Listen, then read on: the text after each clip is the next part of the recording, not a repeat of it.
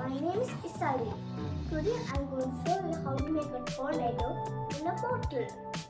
So you will need 2 clear bottles, one empty and one full with water, a duct tape, a food coloring, and scissors to cut the tape.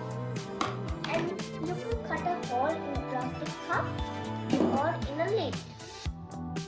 So first, I'm going to put food coloring to the water bottle. Color to it.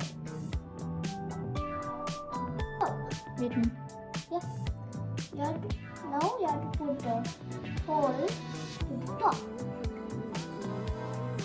Now keep this bottle like this. Need balance. And put tape. Wrap it nicely.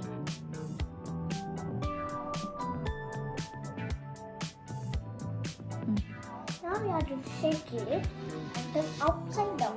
1, 2, 3. You can see the tornado.